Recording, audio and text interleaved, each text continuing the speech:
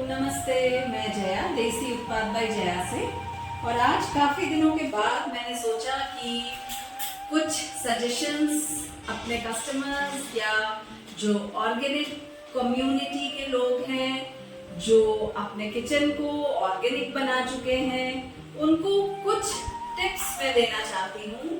क्योंकि ये जो इस बार का प्रोलॉन्ग्ड मानसून है वो कंज्यूमर्स के लिए भी बहुत ही मुश्किल है और हम फार्मर्स के लिए तो काफी मुश्किल है ही। इस बार का मानसून काफी लॉन्ग रहा है और बारिश कुछ एरियाज में अभी भी जारी है। इस बार की जो हमारी विंटर क्रॉप्स हैं वो भी डिलेड हैं। 2 बार के बीज जो हमने लगाए विंटर के वो वॉश आउट हो गए। तो अभी 2-3 दिनों से फार्म पे बारिश रुकी हुई है, तो हमने फिर से सोइंग शुरू की। अब जिस टिप्स के बारे में मैं बताना चाहती हूँ, सबसे पहले जो नए दर्शक हैं जो ये वीडियो देख रहे हैं उनको मैं बता दूं कि देसी उत्पाद बाय जया एक फार्मर कंपनी है और हम ग्रोवर्स हैं। हम खुद फार्मर हैं, फार्मिंग करते हैं और अब करीब 12 सालों से ये हमारी जैविक खेती की जर्नी चल रही है और हम बल्क सप्लाई भी करते हैं। हमारे जो उत्पाद होते हैं हम कोशिश करते हैं कि ज्यादा से ज्यादा हम खुद उगा के आपको दे सके, और नहीं तो मेरे साथ जो करीब 7, 8, 9 सालों से मेरे किसान भाई जुड़े हुए हैं उनके उत्पाद मैं आप लोगों तक लाती हूँ। क्योंकि किसी भी एक किसान के लिए बहुत सारी चीजें उगाना इतना लाजमी नहीं है, हम नहीं कर सकते हैं। प्लस बहुत सारे किसान आगे मार्केटिंग भी नहीं कर सकते हैं। तो मैंने, क्योंकि हम 2-3 लोगों की टीम है जो हम फाउंडर्स हैं, जैसे कि राजेश मेरे पति, उनका भी पैशन नेचुरल खेती की तरफ उतना ही है जितना कि मेरा। तो वो यदि प्रैक्टिकली खेती देख रहे हैं तो मैं मार्केटिंग देख लेती हूँ। और इसी तरह हमारे कुछ पुराने टीम मेंबर्स हैं जो हमारा करीब 7-8 सालों से उतनी ही शिद्दत के साथ हमारा साथ देते हैं जितनी की शिद्दत और पैशन हमारा है।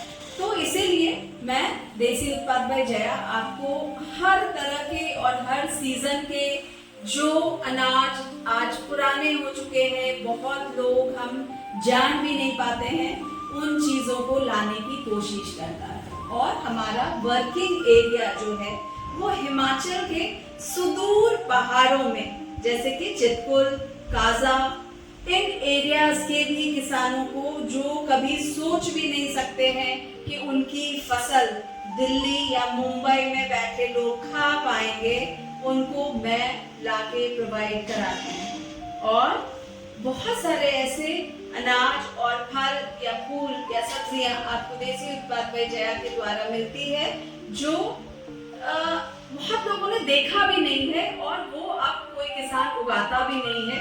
वो जंगलों में अपने आप ही नेचर की देन है और वो अपने आप उगता है। तो अब मैं आपको टिप्स के ऊपर आती हूँ। बहुत लोग अपना किचन ऑर्गेनिक तो बना चुके हैं, लेकिन उनको ऑर्गेनिक सामानों की, अपने अनाज की, अपने फल की, सब्जियों की देखभाल कैसे करनी है ये बिल्कुल भी नहीं पता होता है। और बहुत बार मेरे पास ऐसे फोन कॉल्स आते हैं कि जया पैकेट खोलते ही इसमें कीड़े निकले, या जया गोभी काटते ही उसमें बहुत बड़ा कीड़ा निकला। तो ये प्लीज मैं ये आप लोगों से रिक्वेस्ट कर रही हूँ, यदि आपने अपना किचन या ऑर्गेनिक बना लिया है या बनाने वाले हैं या आप नेचुरल उत्पादों को खाना चाहते हैं, तो कीड़ों से दोस्ती करनी होगी। क्योंकि कीड़े नेचर का एक पार्ट है और उन्हें भी अपना भोजन इन अनाजों से, इन फलों से, इन पत्तियों से ही मिलता है। और एक बात आपको बहुत पते की बता दूं कि हम इंसानों से बहुत ही ज्यादा स्मार्ट ये कीड़े हैं। ये वही पेड़ की पत्तियां, फल और अनाज खाना चाहते हैं जिसमें एक भी पेस्टिसाइड या केमिकल का छिड़काव नहीं हुआ है, और जो बिल्कुल नेचुरल मिट्टी है उन्हीं मिट्टी में आपको केचुआ दिख जाएगा, कीड़े दिख जाएंगे। नहीं तो जो भी केमिकल या ट्रीटेड या पेस्टिसाइड से भरपूर अनाज या फल आपके पास आएगा, उसमें एक भी कीड़ा आपको नहीं दिखेगा। तो मेरी यही रिक्वेस्ट है कि घबराइए नहीं। कीड़ा यदि निकला है तो आप ये 200% एश्योर हो जाइए कि आपने जिस भी कंपनी या किसान भाई का लिया है वो कंप्लीटली पेस्टिसाइड फ्री है, वो अनाज या वो आटा या वो फल या वो सब्जियां। सिर्फ मैं ये जरूर है कि आप यदि बहुत ज्यादा कीड़े हैं तो आप वो खाएंगे, या कीड़ा है तो मैं ये नहीं कह रही हूँ कि वो कीड़ा से युक्त आप आटा खा लीजिए। हम बैठे हैं, हम आपको रिटर्न करते हैं। आप अपने किसान भाई को रिक्वेस्ट कीजिए कि भाई इसको फिर से आप धूप लगा लीजिए, इसको फिर से हवा लगा लीजिए या अपने घर में यूज कर लीजिए, और हम पैकेट आप लोग रिप्लेस कर देते हैं। लेकिन यदि एक आधा कीड़ा है तो आप प्लीज अपने उन अनाजों को भी धूप में या हवा में, जरूरी नहीं है कि आजकल जिस तरह के घर हमारे शहरों में होते हैं उसमें धूप आए ही, तो धूप नहीं भी आ रही है और लाइट है, डे लाइट है, हवा है, तो आप बालकनी में अपने डब्बे को रख सकते हैं।